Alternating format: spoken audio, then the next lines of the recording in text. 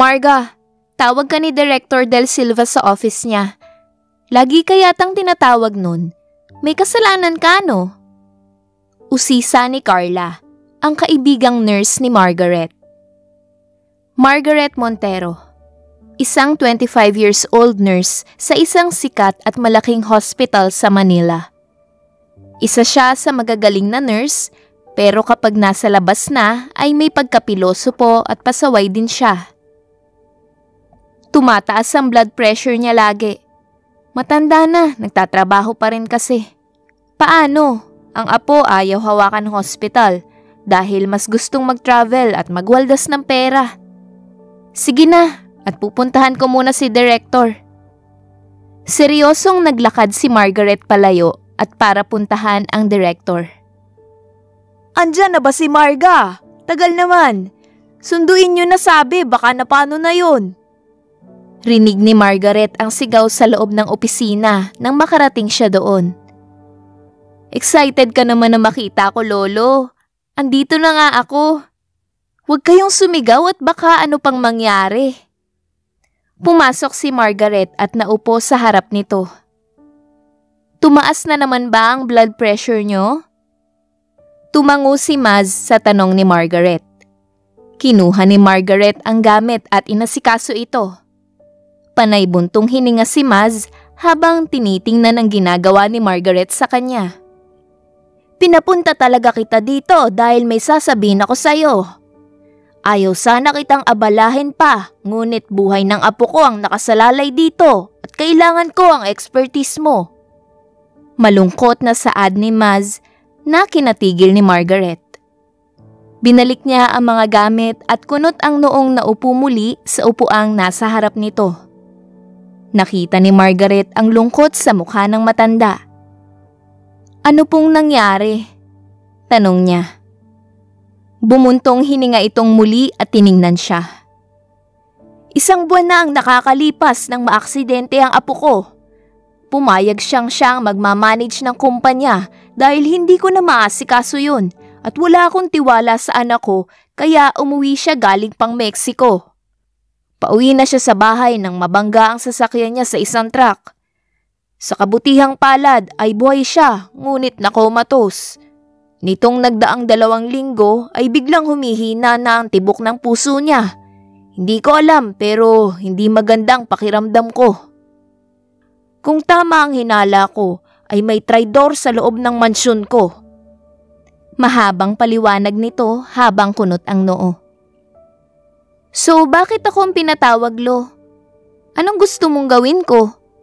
Hindi mo naman siguro iniisip na may kapangyarihan ako at kaya kong magpalakas ng tibok ng puso ng apo nyo. Takang tanong ni Margaret, ngunit iniisip niya ang sinabi nito sa kanya. May background ka bilang agent, hindi ba? Kaya mong mahuli ang may ginagawa sa apo ko. Nanlaki ang mata ni Margaret sa sinabi nito. Mabilis na napatayo pa. Paano mo nalaman yun? Wala kong sinabihan nun, Lo. Hindi ko alam na tsismoso ka na ngayon. Saan mo nakalap yan? Tanong pa ni Margaret. Sumandal si Maz sa upuan niya at pinatitigan si Margaret. Dahil paborito kitang nurse ay na-curious ako sa pagkatao mo noon.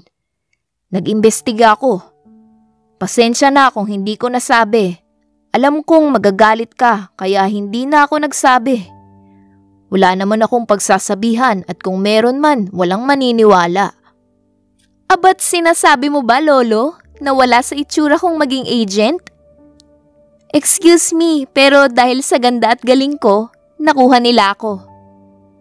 Bumuntong hininga si Margaret at mariin na tinitigan si Maz. Ano bang ipagagawa mo sa akin?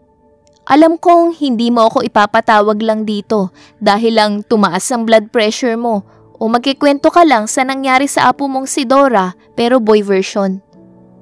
Napakamot ng noo si Margaret at bahagyang yumuko. Hindi na dapat si Dora yun dahil lalaki siya. Doro na lang siguro mas maayos pa. Pangit nga lang pakinggan pero pwede na rin naman. Bulong pa niya. Mahinang tumawa si Maz nang marinig ang bulong ni Margaret.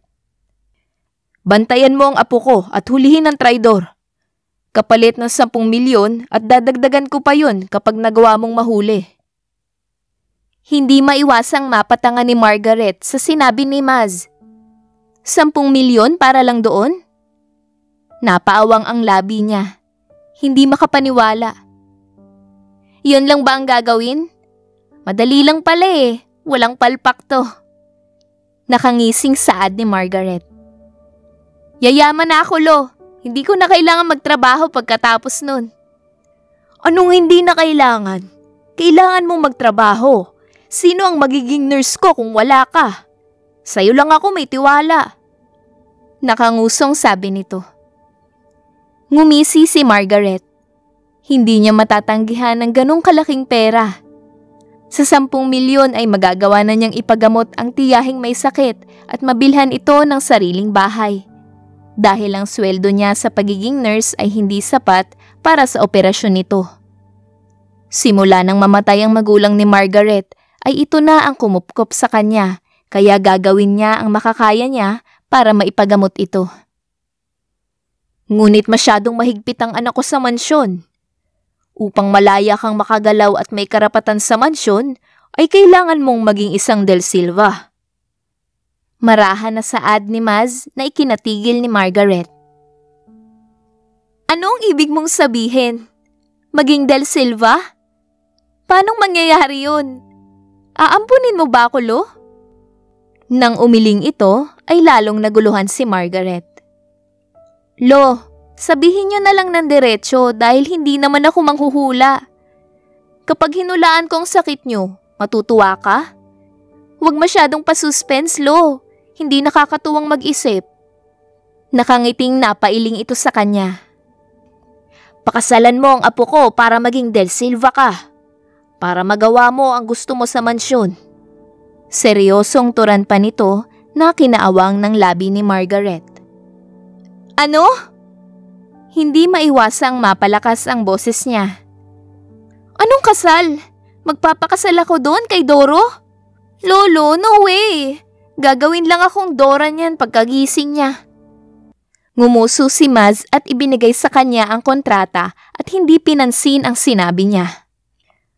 Ang kapalit ay ipagagamot ko ang tiya mo at ibibigay ko ang 10 milyon. Kapag nahuli na ang traidor ay pwede naman kayong mag-divorce kung gugustuhin nyo. Wala namang problema sa akin kung ipagpapatuloy nyo at bumuo na lang ng malaking pamilya. Gulat niya itong tinuro. Anong malaking pamilya? Walang mangyayaring ganun, Lo. Oh gosh, nakakatakot isipin na magkakaanak ako ng marami. Pero sandali. Sandaling natahimik si Margaret at tinaasan ng kilay ang matanda. Paano mo naman nalaman ang tungkol sa tiya ko, Aber? Umiwas ng tingin si Maz hanggang sa ngumuso ito sa kanya. Nagpaalam naman ako na iimbestigahan kita. Pinaimbestigahan mo ko? Kailan ka nagpaalam? Bakit wala akong maalala? Masungit na tanong niya. Tinuro nito ang sofa. Nang matulog ka sa sofa 2 weeks ago, Iha, nagpaalam ako sa'yo. Sabi nga nila ay silence means yes, kaya alam ko ang tungkol sa'yo dahil nagpaimbestiga ako. Napakamot ng ulo si Margaret. Bahagyang natulala pa nang may naalala. Pamilyar kasi sa kanya ang senaryo na yon. Nangyari din yun sa kanya pero sa ibang tao. Hindi makapaniwalang napailing na lang si Margaret. Fine, sige na. Pero gusto ko muna siyang makita. Paano kung pangit pala ang apo niyo, Lo? Ayokong pangit ang unang asawa ko. Tatanda na lang akong dalaga o kaya'y magmamadre na lang ako. Sumama ang mukha ni Maz. Hindi matanggap ang sinabi ni Margaret. Walang pangit sa lahi ko, Iha. Sinasabi ko sa'yo, mapapatulala ka kapag nakita mo ang apo ko. Sige, bukas ay pumunta tayo sa bahay. Arte mong bata ka. Hindi ka naman kagandahan. Kung tutuusin ay swerte ka sa apo kong yun dahil isa lang ang naging girlfriend nun at tulad mo ding hindi kagandahan. Pero mahal ng apo ko. pero wala na sila kaya wag kang mag-alala. Tama ba ang dinig ko sa sinabi mo, Lo? Hindi ka gandahan, ako? Sinabi mo lang last month na maganda ako at bagay kami ng apo mo. Minamatch mo pa kami pero dahil ayaw ko, nagtampo ka.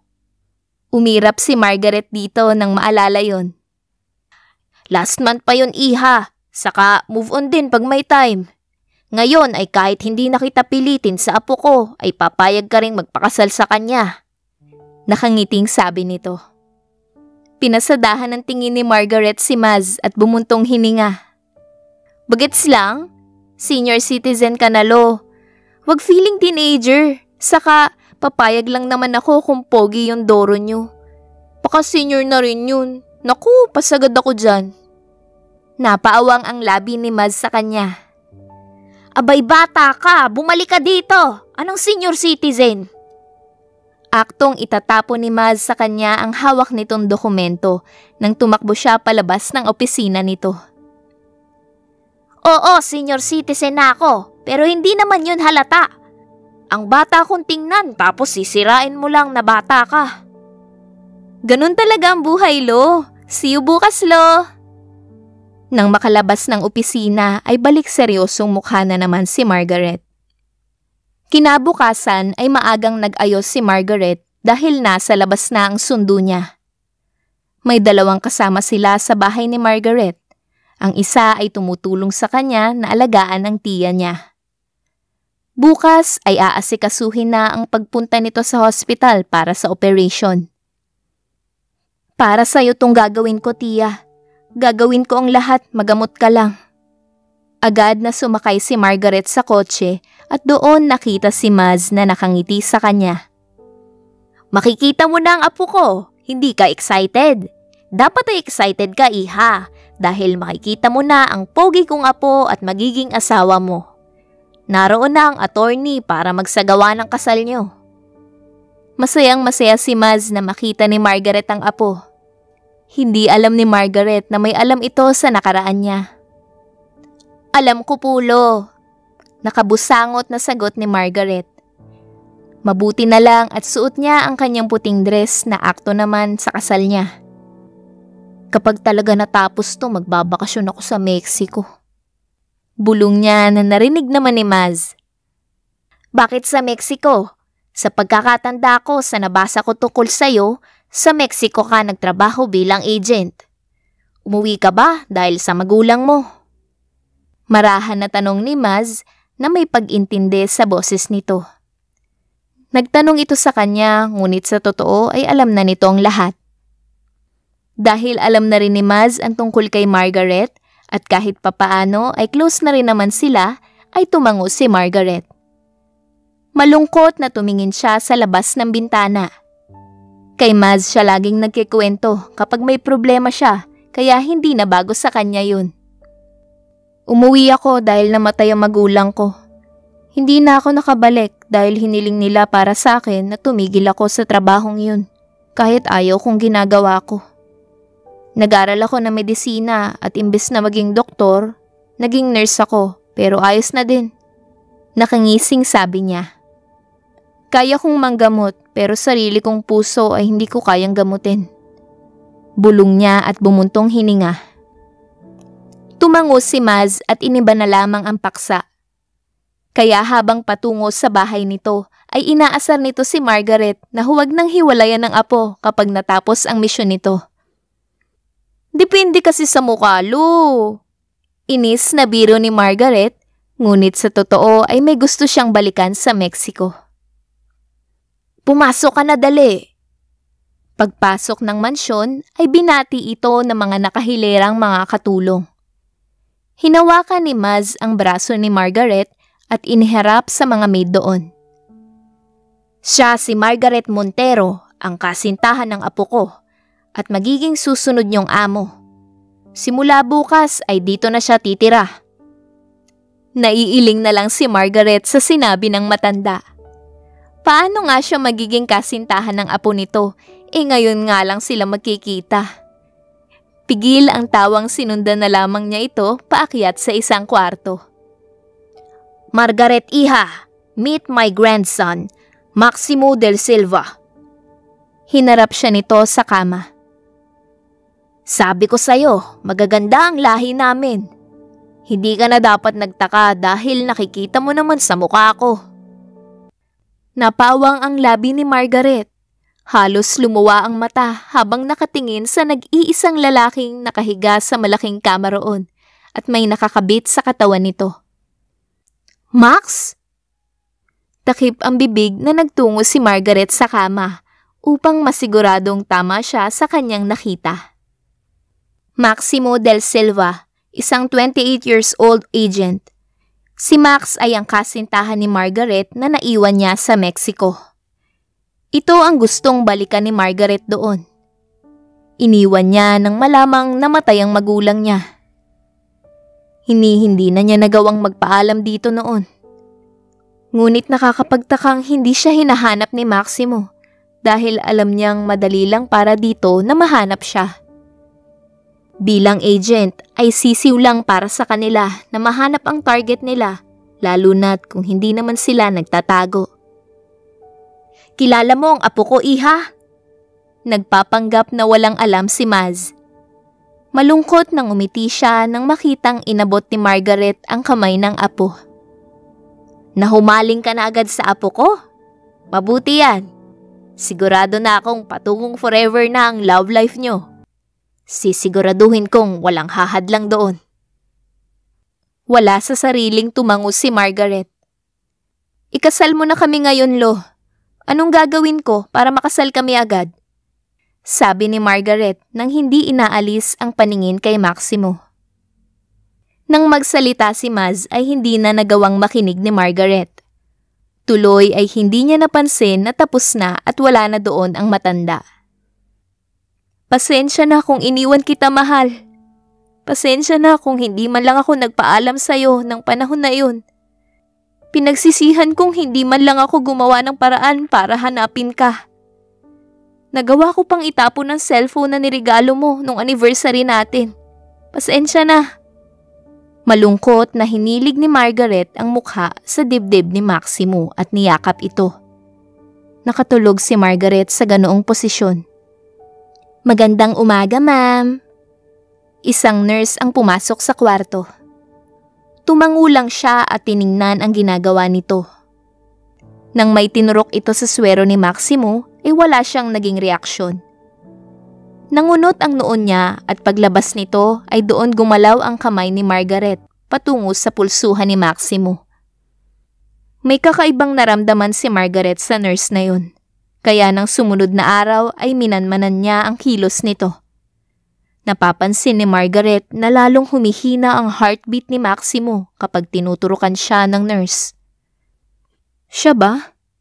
Natigilan si Margaret at umiling. I won't judge right away dahil may posibilidad na may nag-utos dito na gawin yun at iyon ang dapat na alamin ko. Hindi ako papayag na gagawin niya yun sa lalaking mahal ko. Mahinang saad niya at matalim na tiningnan ng pinto. Dahil bitbit ni Margaret ang mga gamit niya, ay ginawa niya ang alam niyang makakapagpahina ng daloy ng lason sa katawan ni Maximo at mapunta ang lason sa karayom niya. Tinusok niya yon sa katawan ni Maximo.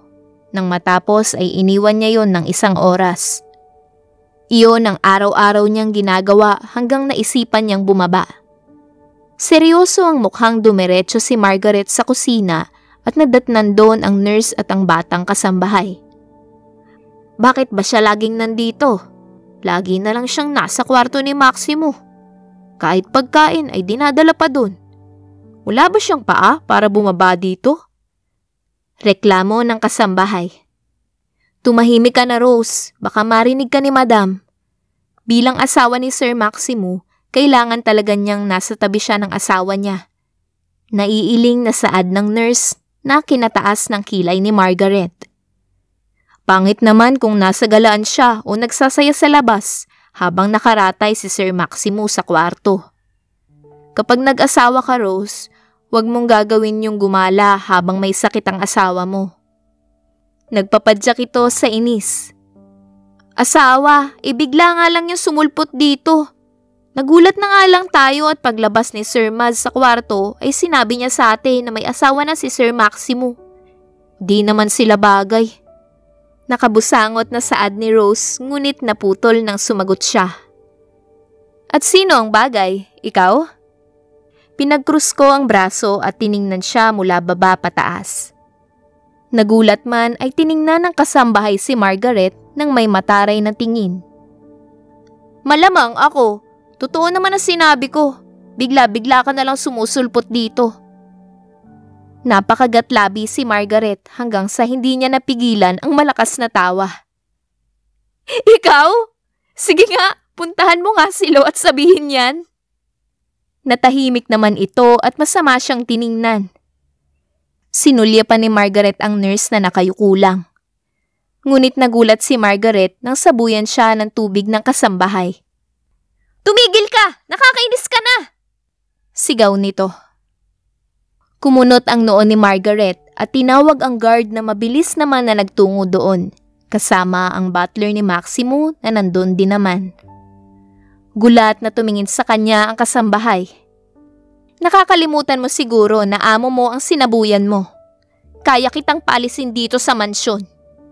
Seryosong saad ni Margaret na kinalaki ng mata nito. Matagal na ako nagtatrabaho dito. Hindi mo ako kayang paalisin. Sino ka ba? At hindi kita amo. Sigaw nito ulit.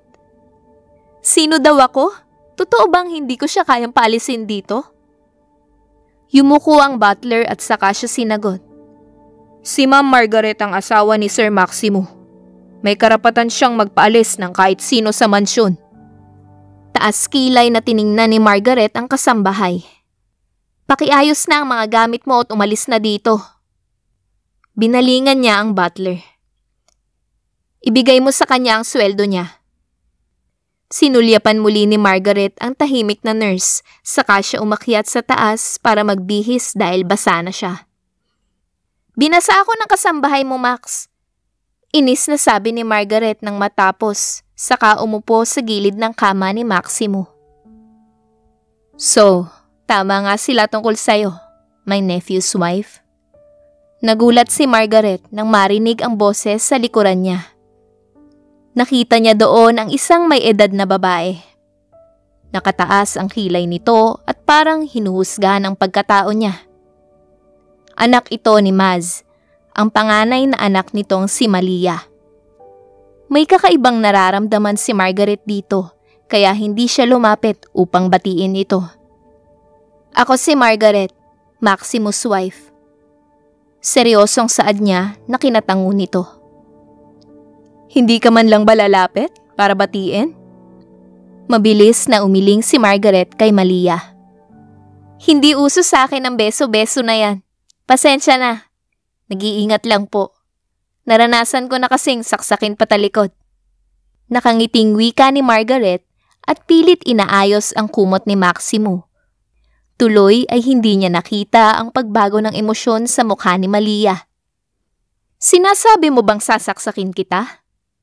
Malakas na tanong ni Malia kaya kunwaring nagugulat na tiningnan ito ni Margaret. Hindi niya alam ngunit masama talaga ang pakiramdam niya sa babaeng kaharap. Gusto man niyang maging mabait dito dahil anak ito ni Maz at tita ni Maximo, ay hindi niya mapigilan ang sariling maging ganon ang pakikitungo. Hindi ko kayo kilala, kaya posibleng oo. Paano kung tulad ka rin sa napanood ko?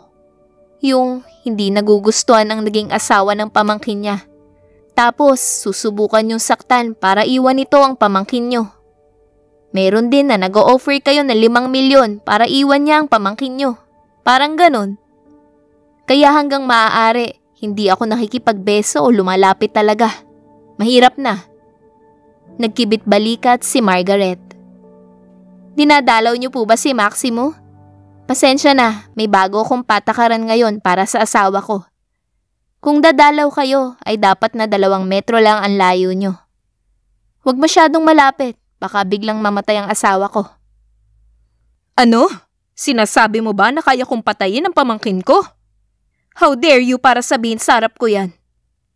Inis na wika ni Malia na pinagkibit balikat lamang ni Margaret. Para sa lahat ng dadalaw yung patakaran ko, ma'am. Di ko naman sinabing sa'yo lang. Matuto na sana tayong makinig sa sinasabi ng iba upang hindi tayo mapahiya. Seryosong saad ni Margaret. Whatever. Umirap sa kanya si Malia. Kamusta ang kalagayan ng pamangkin ko? Mabuti at buhay pa. Bulong nito na narinig naman ni Margaret, ngunit hindi na nagsalita. Tiningnan nito si Maximo. Ibabalik na sana ni Margaret ang tingin kay Maximo ay may napansin siyang nakangisi si Malia. Bumuntong hininga na lamang siya at umiwas ng tingin. Nang magpaalam ito ay susundan na sana iyon ni Margaret, bagaman naramdaman niya ang paggalaw ng kamay ni Maximo. Gulat niya itong tiningnan hanggang sa dahan-dahan na bumukas ang mata ni Maximo. Max! Sandali! Tubig! Tumayo siya para sana kumuha ng tubig nang hawakan ni Maximo ang kamay niya para patigilin siya at umiling ito sa kanya. Titig na titig ito kay Margaret. Baby, Marga, ikaw ba yan? Mahinang wika nito. Halos hindi niya maintindihan ang sinasabi nito dahil sa paus nitong boses. Umiiyak na niyakap ni Margaret si Maximo. Hinawakan ang magkabilang pisngi at sinakop ang labi nito. Sabik na sabik siya kay Maximo. Gising ka na, Max! Natatawang tumango ito. Pinainom muna ni Margaret ito sa kamuling niyakap. Hindi siya makapaniwalang gising na ito.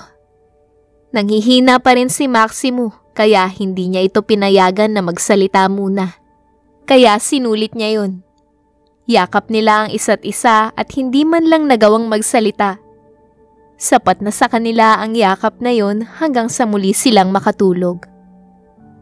Kinaumagahan ay pumasok ang nurse. Nagulat nang makitang nakahiga si Margaret sa kama ni Maximo. Nagising si Margaret at kinabahan. Pakiramdam kasi niya ay hindi pa niya pwedeng ipaalam sa mga ito na gising na si Maximo, lalo na't hindi pa niya nahuhuli ang traidor sa mansyon. Nakatingin lang si Margaret sa nurse habang nagtuturok ito.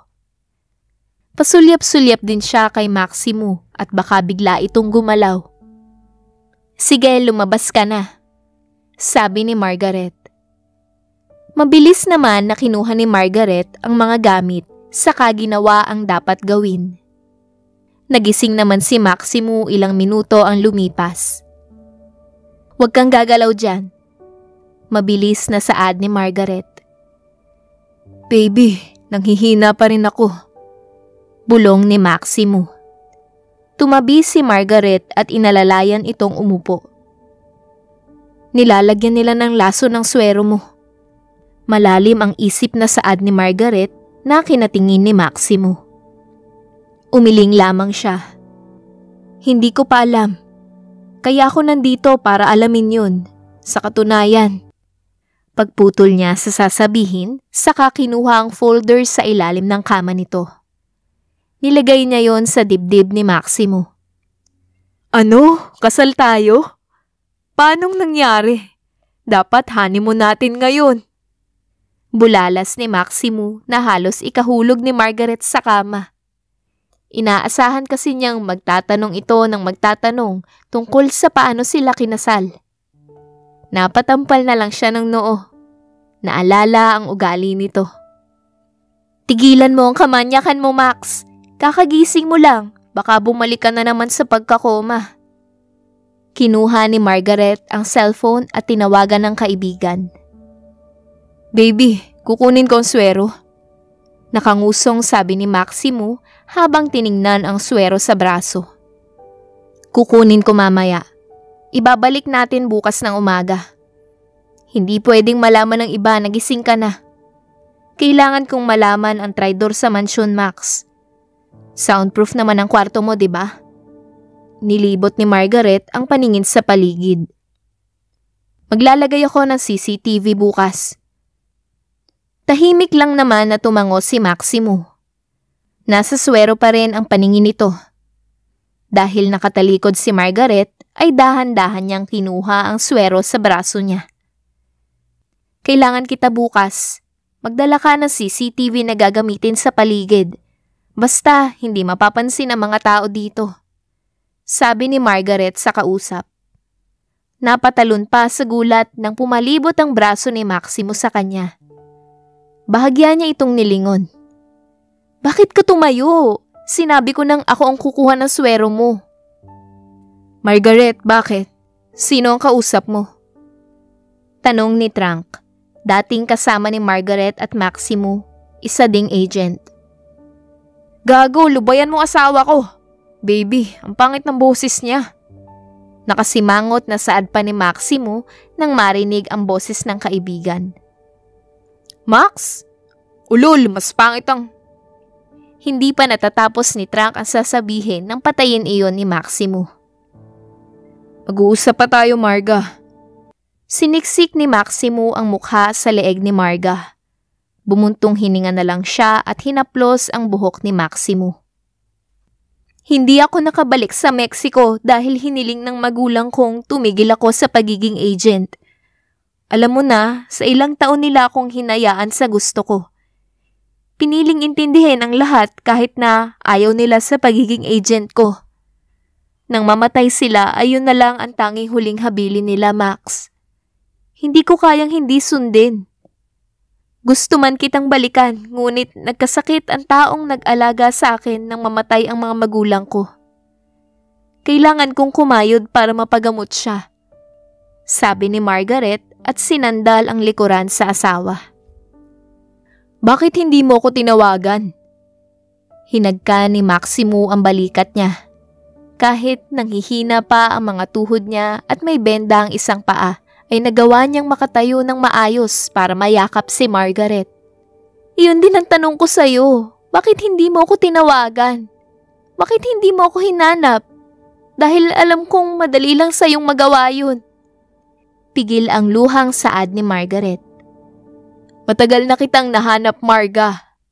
Ayoko lang napuntahan ka dahil alam kong gusto mo ng walang distraction kapag nagtatrabaho ka para sa pamilya mo. Sinilip ni Maximo ang mukha niya at marahan ng umiti. Kaya ako umuwi para mabantayan ka at alam ni Lolong tungkol sa'yo. Alam niya? Sumama ang mukha ni Margaret. Huwag mong sabihin gusto niyang pakasalan kita dahil... Umiling-iling si Maximo. Wala akong alam dyan, baby. Promise. Tinaas ni Maximo ang kamay kaya napaharap siya dito. Alam niyang nagsasabi ng totoo si Maximo. Abnormal ito pero hindi naman ito sinungaling. Paanong naaksidente ka? Lampa ka na ngayon? Agent ka sa lagay na yan, ha? Doon natigilan si Maximo. Hinawakan nito ang kamay niya at dinala siya sa kama. Naalala ko ang mabilis na sasakyang patungo sa kotse ko. Sinubukan kong lumiko, ngunit sumunod ito kaya alam kong ako talaga ang puntirya. May hinala ako kung sino siya dahil noon pa man ayaw na ayaw niyang may ibang magmana ng kumpanya ni Lolo. Pero kailangan ko ng matibay na katibayan para masabi ko kay Lolo dahil alam kong mas siya ang labis na maapektuhan. Seryosong saad ni Maximo. May biglang naalala si Margaret hanggang sa bumuntong hininga siya. Sana nga at mali ang nararamdaman niyang yun dahil tulad ng sinabi ni Maximo, mas maapektuhan ang lolo nito. Kompleto na ba ang lahat ng to? Tanong ni Margaret kay Trank nang kinagabihan ay kumatok ito sa bintana ng kwarto ni Maximo, bit-bit ang maraming CCTV camera. Nakikinig ka ba? Huy! Tinulak niya si Trank nang matulala ito kay Maximo. Hindi makapaniwala. Hindi ako makapaniwala na nagkabalikan kayo. Plano ko pa sanang ligawan si Marga eh. Iiling-iling na saad ni Trank na kinailing ni Margaret. Sinamaan ng tingin ni Maximo si Trank at mabilis na hinila si Margaret patungo sa kanya. Hindi kami nag-break, tarantado. Maghanap ka ng hipon sa bar. Huwag kang alimang. Hinampas ni Margaret si Maximo dahilan para mapadaing ito. Natamaan kasi ang kamay niyang may bali. Ituloy mo at tutuluyan ko na yung kamay mo. Baby, masakit kasi. Rina nga kasi ang sasabihin ko. Tugon ni Maximo. Sabay silang napatingin kay Trunk nang marinig nila ang pagtawa nito. Huwag ka maniwala dyan, Marga. Alimango sana yung sasabihin niya. Alimango ka na ngayon. Ayos lang naman, cute naman sila. Natatawang saad ni Trunk habang kinukuha ang mga CCTV sa bag niyang dala. Saan ba ilalagay to? Masama ang tingin ni Margaret kay Maximo nang sagutin si Trunk. Lagyan mo bawat sulok ng bahay. Yung maaaring puntahan ng mga tao sa bahay. Maglagay ka rin sa likod ng bahay. Seryosong sabi ni Margaret.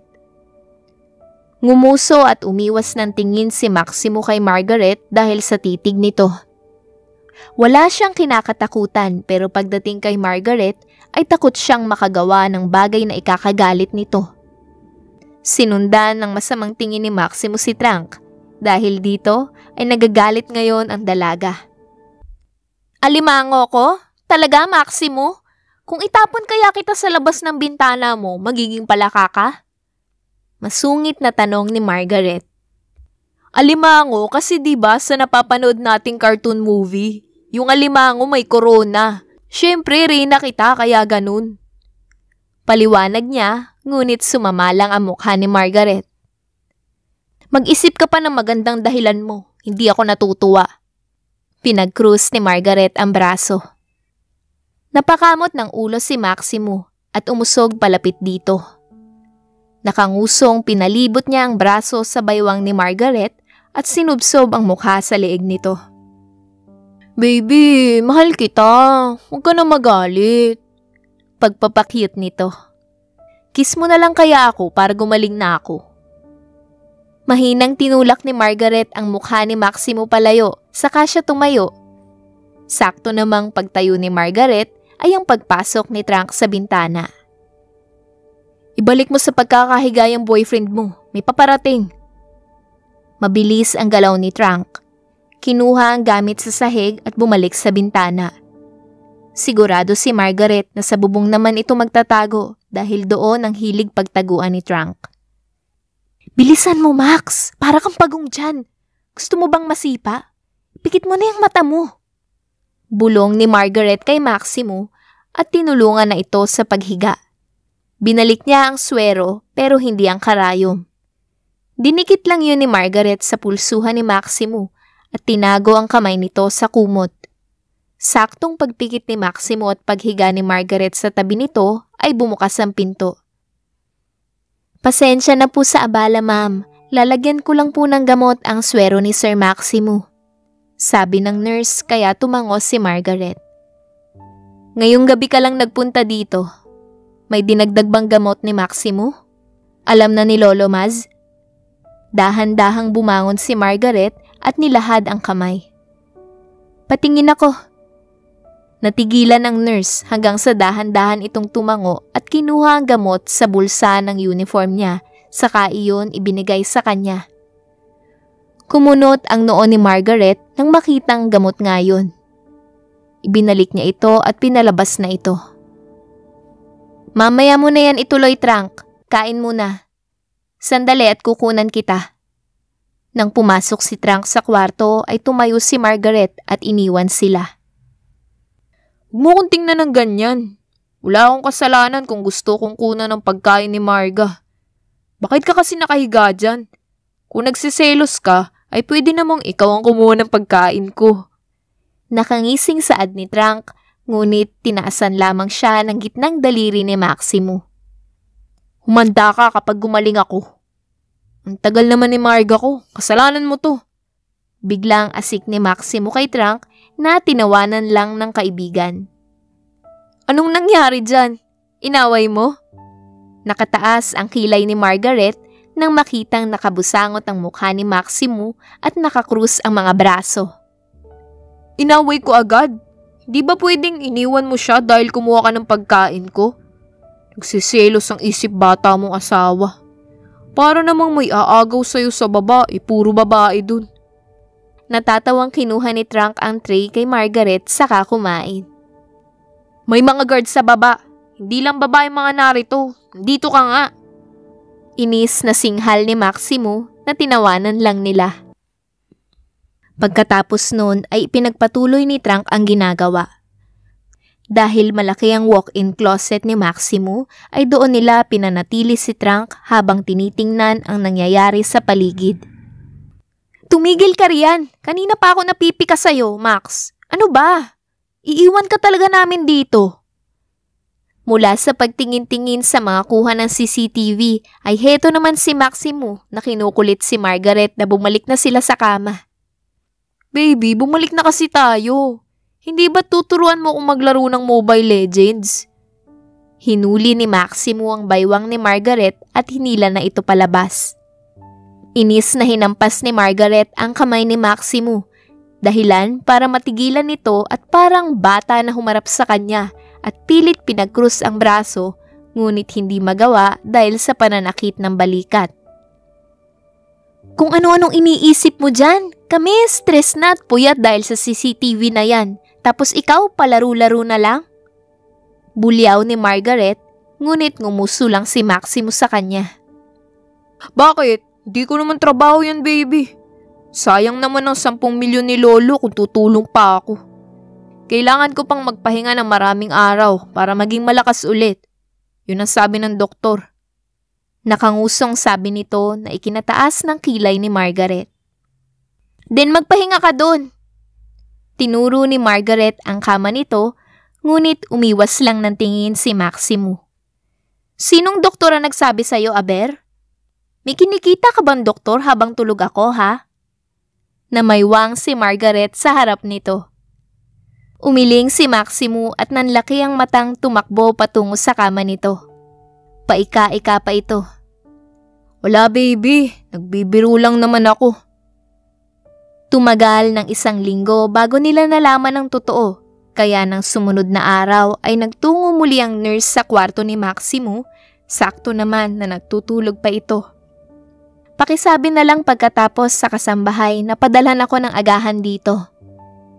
Nakangiting sabi ni Margaret at nagtungo sa veranda para magpahangin. Nang maghapon ay doon pinatawag ni Maz si Margaret dahil may importante silang pag-uusapan. Pinigilan pa siya ni Maximo dahil gusto nitong maglambingan sila sa kwarto nito. Kailangan ko ngang pumunta. Remember the plan? Ngayon ang gagawin. Pagkatapos nito ay pwede na tayong gumala sa labas. Tumigil ka ng kakanguso dyan. Hihilahin ko yan. Gigil na sabi ni Margaret nang ayaw bitawan ni Maximo ang kamay niya. Pwede namang mamayang gabi, baby. Lalambingin mo pa nga ako, diba? Hinila-hila ni Maximo ang damit niya kaya binatukan niya ito. Sino nagsabi sa'yo? Kapag hindi mo pa ako binitawan ay hindi na kita lalambingin kahit kailan. Seryosong saad pa ni Margaret. Agad siyang binitawan ni Maximo na siyang ikinatawa ni Trunk sa loob ng walk-in closet. Inis na binato ito ng una ni Maximo. Under, takot pala itong agent natin eh. Hindi ka takot sa bala at misyon pero kay Margaret tiklop agad. Magaling pare. Pagpatuloy mo yan, tatawanan na lang kita. Sigaw nito sa loob na kinanguso ni Maximo.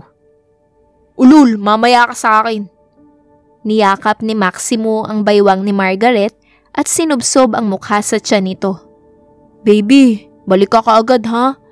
Pakisabi kay Lolo, balik ka kaagad sa akin kasi maglalambingan pa tayo. Inis na tinulak ito palayo ni Margaret at lumabas ng kwarto.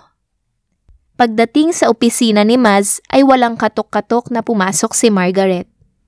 Andoon na ang anak ni Maz at ang nurse na tumitingin sa kalagayan ni Maximo. Kung wala lang siyang misyon noon ay hindi niya talaga palalapitin ng nurse na yan sa asawa niya. Anong meron at seryoso kayo? Naupo si Margaret sa pang-isahang sofa. Nagawa mo pang magtanong na parang wala lang? Pagkatapos mong gumamit ng pinagbabawal na gamot sa loob ng kwarto ng pamangkin ko? Galit na sigaw ni Malia. Nagpanggap naman na nagulat si Margaret. Magaling kang umacting, pero what? Pinagbabawal na gamot? Ginawa mo pa akong adik. Maniniwala pa ako kung sinabi mong si Maximo ang gumagamit dahil adik din yun sa ganda ko. Kung hindi kaya'y iyang nurse na kasama mo o pwedeng ikaw rin. Nakasimangot na saad ni Margaret at tiningnan si Maz na pigil ang pagtawa. Pwede din naman na si Lolo Maz, pero bawal siya niyan kaya sa inyong dalawa na lang. Namula sa galit ang mukha ni Malia. Galit itong tumayo at tinuro siya. May ebidensyang nakita si Krisha kaya wala kang kawala. Huwag ka nang magmaang-maangan dahil bistado ka na. Malakas na natawa si Margaret at napabuntong hininga na lamang si Maz. Seryoso nitong tiningnan ang anak niya. Seryoso ka ba sa sinasabi mo, Malia? Dahil imposible ang sinasabi niyo kay Margaret. Sabi nito habang salubong ang kilay. Lumapit si Malia sa ama nito at umiiling-iling. Papa, hindi ako pwedeng magkamali. Nakita ni Krisha ang gamot sa table ni Max at galing yun sa kanya. Imposibleng si Maximo dahil tulog pa rin ito hanggang ngayon. Kagat ang pang-ibabang labi ay pinigilan ni Margaret ang magsalita at baka masabi niya agad sa mga ito nagising na si Maximo. Napailing si Maz at tinitigan ng anak pagkatapos ay si Margaret. Wala akong kinakampihan sa inyo, pero anak, imposibleng gumamit niyan si Margaret dahil may allergy ang batang yan sa kahit anong powder o alak. Nakabuntong hiningang saad ni Maz na kinatigil ni Malia at ng nurse. I won't risk my life for that powder, madam. Sana man lang nag-research muna kayo tungkol sa akin bago kayo gumawa ng walang kakwenta-kwentang bagay. Naiiling na turan ni Margaret hanggang sa ngumisi siya at kinuha ang cellphone. Dahil dyan, may ireregalo ko sa inyo. Maliit lang naman to pero may posibilidad na kaya ka nitong patirahin sa rehas ng ilang taon. Nang-aasar na kinaway ni Margaret ang cellphone kay Malia. Nakita niya ang panlalaki ng mata nito. Mukhang kinakabahan na. Anong ibig mong sabihin, Margaret? Tanong ni Maz sa kanya. Ibinigay niya ang cellphone dito, ngunit bago pang mabuksan ni Maz ay kinuha yun ni Malia at tinapon sa pader dahilan para mawasak ito at masira. Ang cellphone ko! Anong ginawa mo? Galit na sigaw ni Margaret dito at tinakbo ang cellphone niya. Malia! Ano bang problema mo? Bakit mo tinapon ang cellphone ni Margaret? May dapat ba akong malaman? Salubong ang kilay na tanong ni Maz. Mabilis na umiling si Malia at sinamaan siya ng tingin. Ang nakasimangot na mukha ni Margaret ay unti-unting nawala at napalitan ng ngiti.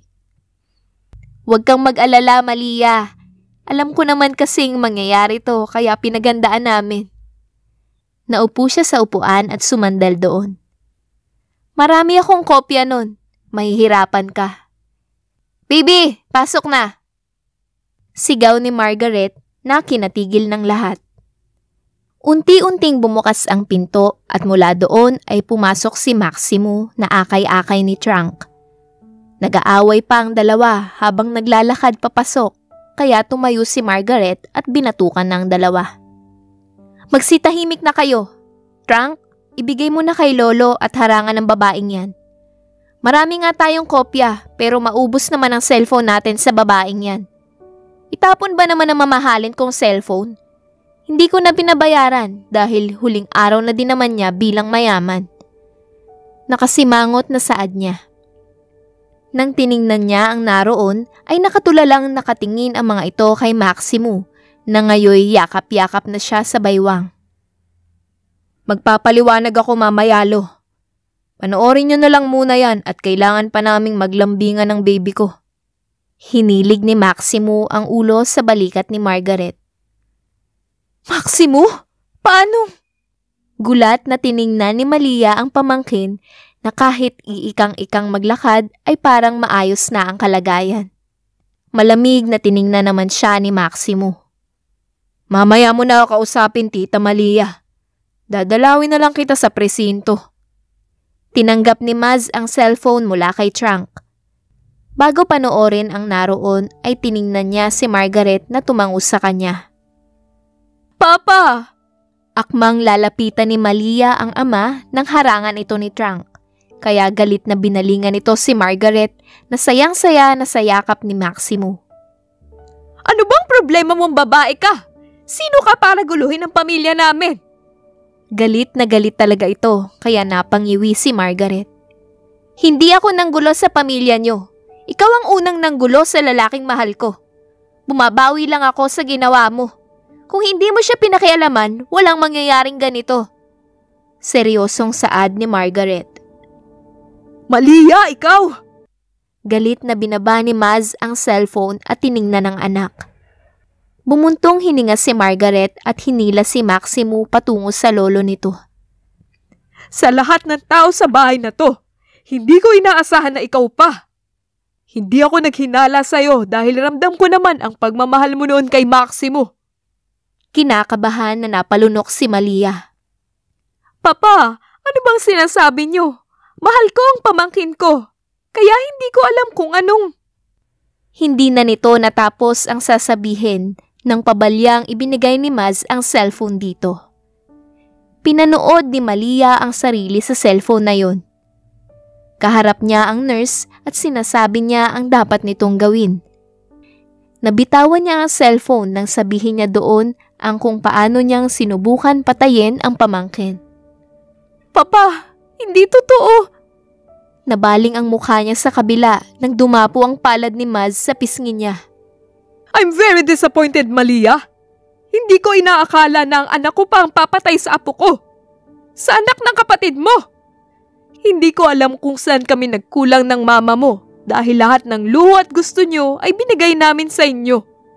Dahil ito sa kumpanya. Hindi pa ba sapat sa'yo ang 3 kumpanyang pinamana namin sa'yo? Pamangkin mo si Maximo, pero nagawa mo pang gawan siya ng masama dahil sa bagay na gusto mo. Galit na sigaw ni Maz sa anak na ngayoy lumuluha. Hinaplos ni Margaret ang braso nito. Anak kita, kaya hindi ko hahayaan na hindi mo pagbayaran ang ginawa mo kasalanan. Ako na po ang bahala dito, Lo. Baka kung mapano pa kayo. Maximo, sige na at dalhin mo na si Lolo sa kwarto niya. Utos ni Margaret na akmang tututulan ni Maximo nang samaan niya ito ng tingin. Baby, dito na lang. Tinampal ni Margaret ang pang-upo ni Maximo dahilan para matigilan ito at gulat na tiningnan siya. Max, kaya na namin to. Mag-uusap pa kayo ni Lolo. Sige na at susunod ako. Di ako magtatagal dito. Napipilitang tumango ito sa kanya. Pagkalabas niya ay hinuli ni Trunk at Margaret ang dalawa. Pinusasan pa. Hindi pa sila lumalabas nang dumating ang mga pulis. Tinawagan na ito ni Margaret bago pa siya pumasok sa loob kanina. Binigay nila ang dalawa na patuloy sa pagsisigaw at pagmamakaawa. Baby, date tayo? 1 linggong matapos nilang ikulong ang dalawa ay nagpahinga pa si Maximo. Ngayon ay kinukulit na siya nitong lumabas. Magaling na ako. Kaya ko na makipag one-on-one kay Trunk. Sinamaan niya ito ng tingin, ngunit nang nakawan siya ng halik ni Maximo ay napasimangot siya. Magbibihis lang ako. Umirap siya at namumulang pumasok sa walk-in closet nito. Saan naman tayo pupunta? Pero bago yon ay puntahan muna natin si Tia. Saad niya na kinatango ni Maximo. Magandang umaga, Tia. Ako po pala ang asawa ni Margaret. Nice meeting you po. Pagpasok ay nakita nila ang tiya ni Margaret na nakaupo sa sofa. Nagulat pa ito nang magsalita si Maximo. Pasensya na po, nagulat kita. Excited lang po kung makita ang taong nag-alaga kay Margaret. Ngumiti ang ginang at pinaupo sila. Nagpapagaling na lang ito galing sa operasyon. Hindi ko alam nakasal na ang pamangkin ko, pero ikinagagala kitang makilala. Alagaan mo na lang sana itong pamangkin ko at may pagkamatigas ang ulo nito. Ako pong bahala, Tia. Bala ko pong pakasalan siyang muli sa simbahan, kaya huwag kayong mag-alala. Pagaling po kayo. Nakikinig lang si Margaret sa dalawa na para bang close na close sila. Fiesta doon sa San Nicolas, Margaret. Gusto niyo bang sumama ni Maximo doon sa mga pinsan mo nang makilala naman siya? Nakangiting saad nito. Baby, gusto ko. Kumain muna tayo doon. Bumungis-ngis si Maximo at niyakap si Margaret. Walang nagawa si Margaret kundi ang tumango at bumuntong hininga. Ngunit pagdating doon ay niyaya naman ng mga pinsan niyang lalaki si Maximo na uminom. Kael, huwag niyong lasingin, pakiusap lang. Ayokong mag-alaga ng baliw na yan. Pagmamakaawa ni Margaret, ngunit hindi nakinig ang mga ito. Kaya hanggang gumabi ang pag-inom nila, halata na sa mukha ni Maximo ang kalasingan. Umayos ka nga, ang bigat mo! Inis na tinampal ni Margaret ang abs nito. Sandali baby, pumunta muna tayo doon. Tinuro nito ang tulay doon. Nang hindi niya payagan ay hinila siya nito patungo doon. Pumuesto si Maximo sa gitna at tiningnan ang baba noon. Nilingon pa niya si Margaret na nakangiti. Alam mo bang pangarap kong lumipad? I want to go to heaven. Mahina itong tumawa at tinuro ang ilalim ng tulay. Susubukan ko lang, baka makalipad na ako. Baby, I'm gonna fly. Halos mapamura si Margaret sa kalasingan ng asawa. Gusto tuloy niyang balikan ang mga pinsan at pagsusuntukin ng mga ito. Gusto mong pumunta sa heaven? Halika na, umuwi na tayo. Sasakyan na lang kita sa bahay. Ipapakita ko sa'yo ang heaven. Nakangusong sabi ni Margaret habang hinihila ang kamay ni Maximo palayo doon. Inosenteng tumingin si Maximo sa kanya. Namumungay ang mga mata. Ipapakita mo? Magiging masaya ako dyan. Baby, let's go home na. Heaven, heaven. I like heaven. Ang nangyari ay si Maximo na ang humihila sa kanya. Kahit pasuray itong naglalakad, ay nagawa nitong makapunta sa kotse. Ngunit bago yun, ay tumigil ito at napalingon kung saan. Binitawan siya nito at nagtungo sa kung saan. Mabuti na lamang at nahuli ni Margaret ang kamay nito. Maximo, ano ba? Uuwi na tayo eh. Inis na hinila niya itong muli, ngunit umiling si Maximo at tinuro ang isang sulok. Nakita ko si Tom at Jerry, baby. Naghahabulan dun. Sasali lang ako, uulihin namin si Jerry. Si Tom na lang pala ang uulihin ko. But I hate mouse, so it must be Jerry. Nalilitong nilingon siya nito nang hindi alam kung sino ba ang huhulihin nito. Baby, Tom or Jerry? Choose wisely. No. Hindi ka pwedeng pumili, magsiselos ako. Ako dapat ang araw-araw mong piliin. Napatampal si Margaret ng noo. Pipili ako sa kanila kung hindi ka papapasok ng kotse. Gusto mo bang iwan kita dito at pagpiyestahan ka ng mga babae? Salubong ang kilay na tura ni Margaret. Natigilan si Maximo. Hanggang sa mabilis siyang pumasok sa kotse. Nang nakapasok ay kumaway pa sa kanya. Baby, uwi na tayo. Hindi ba ipapakita mo sa akin ang heaven? You gonna ride me there? Nakalumbabang tanong nito na kinangiwi ni Margaret. Hanggang pag-uwi nila ay si Maximo lang ang panayang salita.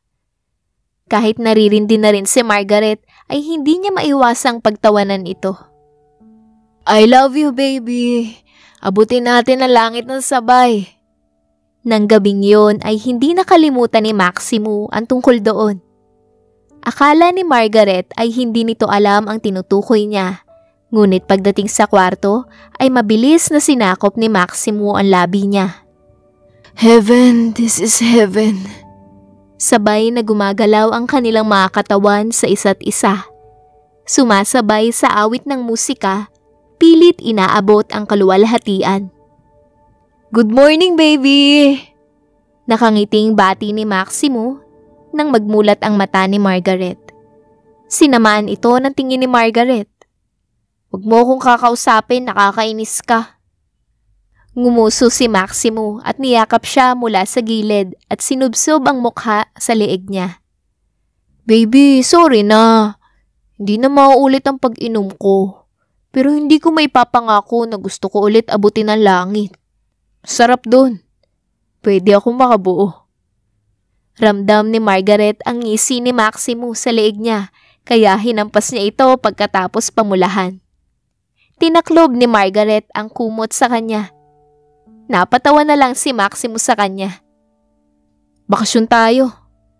Mula nang magising ako hindi pa tayo nagha-honeymoon. Lalong hinigpitan ni Maximo ang yakap sa kanya. Mabilis na sinamaan ng tingin ni Margaret si Maximo. Yung kagabi, yun na yun. Umawang ang labi ni Maximo. Hindi makapaniwala. Yun? Di ako papayag, baby. Hindi yun ang klase ng honeymoon na gusto ko. Reklamo nito na kinalaki ang mata niya. Ano? Anong honeymoon ba ang gusto mo, ha? Mabilis na bumangon si Margaret habang tinatakpan ng kumot ang hubad na katawan. Mas okay na lang pala na hinayaan kitang habulin si Tom at Jerry kagabi. Inis na sabi ni Margaret na kinahulog ng panga ni Maximo. Umiwas ito ng tingin. Bumangon din saka siya hinila para yakapin. Baby, gusto ko made in Mexico ang anak natin. Dali na, sa Mexico na tayo mag-honeymoon. Mexico? Ang arte mo naman. Pwede naman sa bahay lang Kunot noong sabi ni Margaret. Hindi nga ako papayagan ni na mama na bumalik doon. Nagpaalam na ako nung isang araw. Nung pumunta ka sa ospital, kaya pinuntahan ko sila tita at tito. Nagpaalam ako. Sabi nila, oo daw. Kahit na hindi kita ibalik kasi hindi mo naman sila dinadalaw. Binuhat siya ni Maximo patungo sa banyo na hinayaan naman niya. Pumayag na sila kaya papayag ka na rin. Sige, maligo ka na. Aayusin ko ang gamit natin. Nagpaalam na rin ako kay lolo at sa tita mo. Pumayag na rin sila kaya wala nang problema. Pagkatapos sabihin yun ni Maximo ay lumabas na ito. Sigurado ka bang pumayag sila? Baka hanapin ako ni Tia at Lolo, Maximo. Pilit hinihila ni Margaret ang kamay mula kay Maximo. Pumayag nga, wala kang tiwala sa akin. Pinutol ni Margaret ang dapat na sasabihin niya. Sinong magtitiwala sa'yo? Pagkatapos mong sabihin na pangarap mong lumipad? Paano kung gusto mo lang palang mag-skydiving at idadamay mo pa ako? Iburol mo na lang ako ng diretso, ayoko niyan. Galit na siya pero tinatawanan lang siya ni Maximo. Binigay ni Maximo ang cellphone sa kanya. O ayan, tawagan mo sila na magtigil ka na. Tinanggap niya iyon at tinawagan ang dapat niyang tawagan. Tama nga si Maximo. Nagpaalam na ito. Pinaghandaan talaga ang bakasyon nilang yun. Bakit niya nasabi? Dahil pagdating nila sa Mexico ay sumalubong sa kanila ang mga kasama nila sa dating agency. Pati ang tutuluyan nila ay ready na. Umuwi na kayo, may gagawin pa kami ni Margaret. Pagtataboy ni Maximo sa mga kaibigan nila. Max, ano ka ba naman? Gusto ko pa nga silang makasama. Tinakpan ni Maximo ang bibig ni Margaret.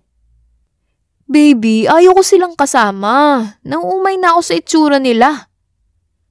Muling hinarap ni Maximo ang kaibigan na umungot pa sa sinabi niya. Ano, mag-honeymoon kami ng baby ko? Sasali pa kayo?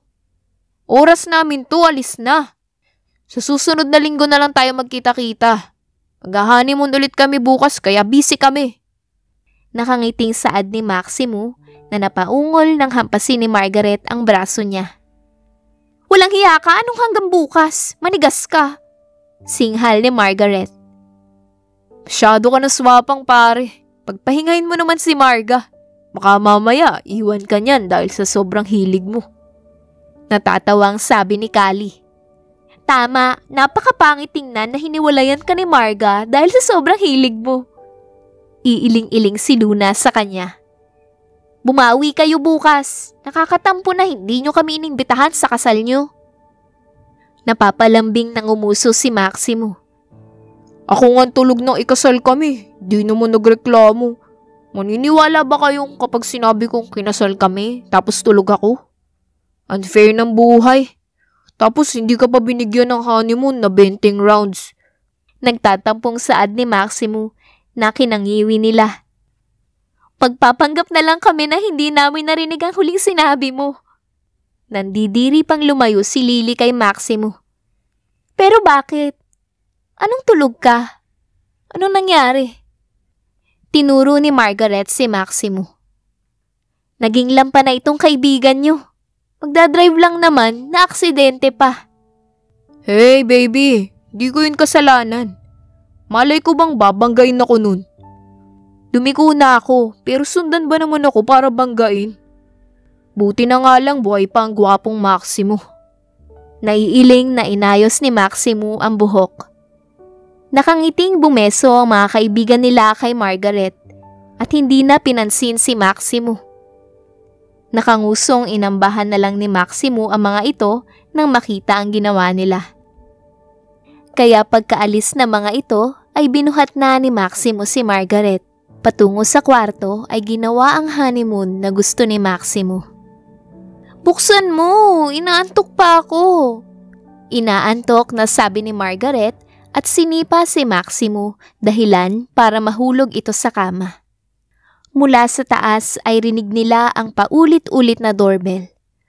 Bumaba si Maximo na walang damit, ngunit suot na nito ang short. Nang maramdaman ni Margaret na hindi na muling umakyat si Maximo, ay napilitan siyang bumaba. Baby, sino ang bisitang nang istorbo sa tulog?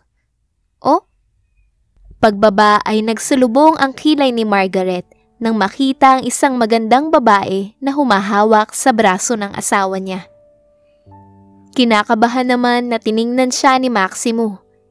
Pilit na lumalayo sa babae, ngunit ayaw nitong bitawan si Maximo. And who are you? Lumapit siya at salubong ang kilay na hinila ang asawa niya. Hinahawakan mo ang akin. Pakialam sana kung hanggang saan ka lang. Kunot ang noong tiningnan ng babae ang kamay ni Margaret na nasa braso ni Maximo. Kaya binaba ni Margaret ang kamay sa kamay ng asawa at pinagsalikop ito. At sino ka naman? Anong akin? Maximo is mine, bitch. Galit na sabi nito at akmang kukunin si Maximo mula sa kanya nang hilahin niya ito. Nagpantig yata ang tainga niya sa sinabi nito. Ramdam ni Margaret ang kaba ni Maximo nang higpitan niya ang pagkahawak sa kamay nito. Baby, huwag kang maniwala sa kanya. Aswang yan. Inaaswang niya ako nung wala ka. Ayoko sa kanya pero pinipilit niya ako. Nakangusong sabi pa ni Maximo. Babae mo to? Galit na tanong ni Margaret sa asawa. Mabilis na umiling si Maximo at nilapit ang mukha kay Margaret. Baby, hindi. Ikaw lang ang babae ko mula noon kahit iniwan mo ko. Hindi ako naghanap ng iba, promise. Mamatay man siya. Turo ni Maximo dun sa babae, kaya napakagatlabi si Margaret. Pinipigilan na huwag tumawa. Maxi! Inis na sigaw ng babae na kinasama ng mukha ni Margaret. May pet name ka pa pala sa lalaki ko? Aba, matindi. Sinira mo na nga tulog namin. Hindi na pala tulog dahil ang araw ko na sinira mo. Ano bang ginagawa mo dito, ha? Hinawakan mo pa siya. Dinuro ni Margaret ang babae, ngunit binabayo ni Maximo at bumulong sa kanya. Baby, baka kagatin niyang kamay mo. Nakasimangot na sabi nito at niyakap siya. Nakita ni Margaret ang panlalaki ng mata ng babae. Hindi nila inaasahan ang pagsugod nito, kaya malakas na napahiwalay silang dalawa ni Maximo. Dahilan yon para mawalan siya ng balanse at natumba. Nanlaki ang matang nakatingin sa kanya si Maximo. Akmang lalapitan siya ng babae nang mabilis na lumapit si Maximo at tinulak ang babae. Tang ina, Pulin! Mura ni Maximo sa galit na mukha. Tumama ang likod ni Pauline sa pader kaya napadaing ito. Ngunit wala na doon ang atensyon niya. Baby, ayos ka lang? May masakit ba sa'yo? Ang balakang mo? Puwet mo? Hindi ko na ba mapapalo yan mamaya? Aray naman, bakit ka nang babatok? Inalalayan niyang makatayo si Margaret, ngunit binatukan siya nito. Iyang bunganga mo, pero masakit ang puwet ko, Maximo. Daing ni Margaret. Bumalik ang galit sa mukha ni Maximo nang balingan ng babae. Ikaw! Nilapitan ito ni Maximo at mahigpit na hinigit ang pulsuhan at halos sakalin na ito ni Maximo. Bakit mo ginawa yun? How dare you para saktan siya? Nakikita man nila ang takot sa mukha nito ay matapang pa rin itong hinarap si Maximo. Hinawakan ka niya, Maximo! Sinabi ko ng akin ka lang pero itong babaeng to! Dinuro ni Pauline si Margaret na agad namang tinampal ng malakas ni Maximo. Huwag mong dinuduro ang asawa ko, Pauline. Baka nakakalimutan kong babae ka. Don't try me. Kaya kitang patayin dito mismo. Dumagundong ang galit na boses ni Maximo sa buong kabahayan. Gulat na napatingin si Pauline sa kanila. Asawa? No, hindi pwede. Hindi ka pwedeng mag-asawa, Maximo. Buntis ako. Umiiyak na sigaw nito na siyang nagpatigil sa kanilang dalawa ni Maximo. Lalong nagalit si Maximo. Bago pa lang makapagsalita si Margaret ay sumigaw na si Maximo. Tanga ka ba? Ano naman paki ko kung buntis ka? Akala mo ba hindi kita sasaktan kasi buntis ka? Nanggigigil na sabi ni Maximo sa patuloy na pag-iyak ng babae. Maxi, ikaw ang ama ng pinagbubuntis ko. Hindi ka ba naaawa sa anak natin? Ganun na lang ba yun? Napangiwi si Maximo sa pag-arte ng babae. Nilingon ni Maximo si Margaret at nakita ang sakit sa mukha nito. Bumuntong hininga siya at inilingan ito. Naniniwala ka ba sa kanya? Seryosong tanong niya. Nanlulumong tiningnan siya ni Margaret. Matagal itong hindi nagsasalita hanggang sa umiling si Margaret. I trust you, Maximo. Sa'yo lang ako naniniwala. Mahinang saad ni Margaret. Yun lang ang mahalaga sa akin. Hinarap niya si Pauline at nandidiring hinila to palabas ng bahay. Pagbukas ng pinto ay naroon ang mga kaibigan nila na mukhang nagulat pa nang makita ang babae doon. Tinulak niya ito sa mga kaibigan nila. Ilayo niyo yan sa aking babaeng yan. Tiningnan niya si Pauline. Hindi mo na ako malulokong babae ka dahil minsan mo na akong niloko. Paano ako magiging ama niyang anak ko kung wala namang nangyari sa atin? Hindi ako papatol sa'yo, asa ka naman. Sobrang gwapo ko talaga para pag-agawan ng mga babae. Sa akin niyo pa gustong ipanindigan ng anak niyo sa iba? Mukha bang tatanggapin ko yan? Si Margaret lang ang tanggap kong maging nanay ng anak ko. Bumuntong hininga si Maximo at inayos ang buhok. Ayoko na. Sawa na akong paulit-ulit na nangyayari to. I resign. I resign for being so pogi. Ipapasa ko na ang corona kay Trunk. Siya na lang ang habulin niyo, single naman yun. Tinalikuran ni Maximo ang mga ito at hinila na si Margaret. Kinakabahan si Maximo sa pagiging tahimik ni Margaret. Kaya nang maupo sila sa sofa ay agad niya itong niyakap. Nagpumiglas pa ito, ngunit mahigpit niyang niyakap. Baby, hindi akong ama nun. Never akong nagpunta sa heaven ng iba. Nang iniwan mo ko, ay trabaho lang talaga ang focus ko. Kahit tanungin mo pa ang mga kaibigan natin. Nakilala ko lang si Pauline dahil sa isang mission. Isa siya sa mga naligtas namin. Akala niya ay naroon ako para sa kanya lang. Hero niya daw ako, kaya papakasalan niya ako. Baliw na yun. Dinala namin sa mental pero nakalabas dahil maayos naman daw ito. Pero pakiramdam ko may saltik talaga siya, baby. Nakangusong paliwanag ni Maximo na kinakunot ng noo ni Margaret. Ikaw ang nagligtas sa kanya? Tanong ni Margaret kaya umiling si Maximo. Si Kali ang nagligtas sa kanya. Binigay lang siya sa akin ni Kali dahil may ililigtas itong bata. Pero binigay ko siya kay Luna para ilabas. At dahil nakatakip ang mukha namin noon ay hinila niya takip sa mukha ko at nakita ko. Inakala niyang ako ang hero niya kaya pinaliwanag na namin ni Kali yun. Sobrang lakas ng karisma ko, baby. Di ko na gusto to, baka awayin mo ako. Sinubsob ni Maximo ang mukha sa leeg ni Margaret kasabay ng pagpasok ng mga kaibigan nila. Hindi na umalis si Maximo doon nang kausapin ni Margaret ang kaibigan nila. Umalis lang siya nang hilain ito ng mga lalaki. Pilit inaabot ni Maximo si Margaret. Baby, no! Sigaw nito na agad na binatukan ng mga lalaki. Gago, umayos ka! Kaya agad na sumeryoso si Maximo. Nanatili si Maximo at Margaret sa Mexico hanggang sa malaman nila na nagdadalang tao ito. Kaya naisipan nilang muling magpakasal pag uwi nila sa Pilipinas. Sumama na rin ang mga kaibigan nila para doon. Mas excited pa nga ang mga ito sa kanila ni Maximo. Baby, huwag kang magsusuot ng heels ha? Luna, tingnan mo ah. Bawal sa kanya yun. Baka mapano yung baby namin. Paalala ni Maximo sa mga ito. Magarbo ang naging kasal nila dahil na rin sa lolo Mads nila na hindi pumayag na simpleng kasal lang. Dahil paboritong apo niya si Maximo, ay todo-todo ang gastos nila sa kasal nila. Marami rin ang inimbitahan nitong mayayaman.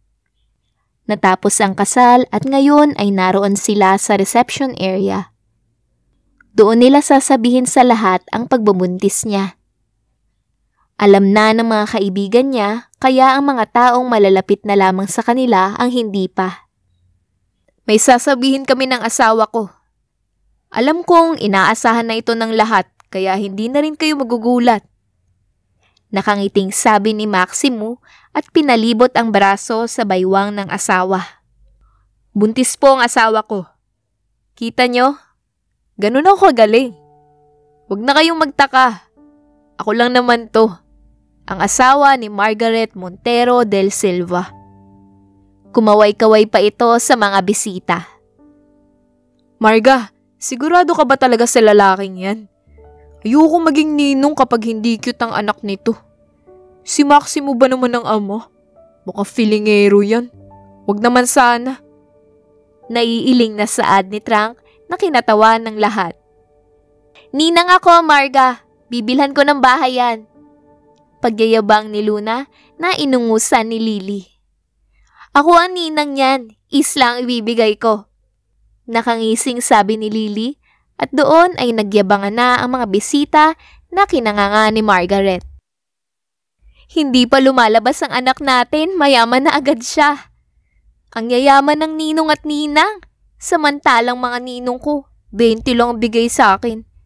Tinataguan pa ako kapag pumunta ako sa bahay nila. Nakasimangot na saad ni Margaret na siyang kinatawan ng kanyang asawa.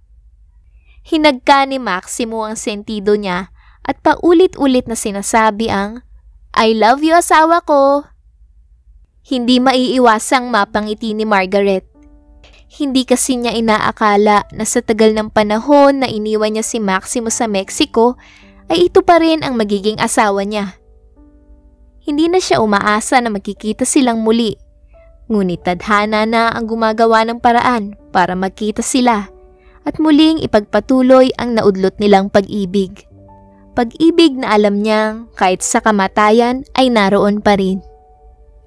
Mommy, I want to be a ninja! Natigil si Margaret mula sa pag-aayos ng kwarto ni Evren nang magsalita ito. Kahit si Maximo nakakapasok lang sa kwarto ng anak ay gusto nang lumabas. Nagkatinginan silang mag-asawa. Daddy, ninja ang gusto ko! Bumuntong hininga si Maximo at nilapitan ng anak sa kama nito. Kakagising lang nito, ngunit yun na agad ang bungad sa kanila. Evren is 5 years old now. Sa ganung edad ay nasa grade 1 na ito. Ahead siya sa ibang bata dahil sa murang edad ay matalino na ito. Saan mo naman nalaman ang tungkol sa ninja, anak? Binuhat ni Maximo ang anak at pinaupo sa hita nito. Lumapit din si Margaret sa kanila. Napanaginipan ko po, Daddy. Pero nakita ko din po kayo. Fight po kayo sa mga monsters eh. Sabi nito at niyakap ang leeg ng ama. Daddy, please, I want to be a ninja. Dahil sa pagiging dakilang marupok nilang mag-asawa, ay gagawan nila ng paraan yun. Bata pa naman si Evren at alam nilang magbabago din ang isip nito. Ngunit kung hindi, ay marami naman silang kilala sa Japan. Magagawa nila agad ng paraan ang kagustuhan ng anak. Kung yun ang gusto mo hanggang paglaki, ay gagawa ng paraan ni Daddy yan. You are still a baby pa naman, kaya dapat study munang focus, anak. Kapag nakapagtapos ka na ng pag-aaral mo, pupunta tayo sa Japan para tuparin ang gusto mo. Nakangiting sabi ni Maximo. Tumango-tango naman ito at niyakap silang dalawa ni Margaret. Pinugpog sila ng halik nito sa mukha at muling niyakap ng mahigpit. I love you so much, Mommy, Daddy. Malambing na saad ni Evren na kinangiti nila. I love you din, anak. Mahal ko kayo ng mommy mo. We're going to protect mommy, right son? Ginulo ni Maximo ang buhok ng anak at hinagkan sa labi ang asawa. Yes, yes! Protect mommy! Sigaw ni Evren na kinatawa ni Margaret. Kinurot niya ang ilong ng mag-ama niya at hinagkan din ang mga ito. Mahal ko kayo at gagawin ko ang buong makakaya ko para protektahan ang pamilyang to. I love you! The end. At dyan nagtatapos ang kwento ngayong araw. At kung nagustuhan ninyo ang ating kwento, don't forget to hit that like button, share with your friends, and subscribe for more amazing stories. Take care and have a great day. Paalam!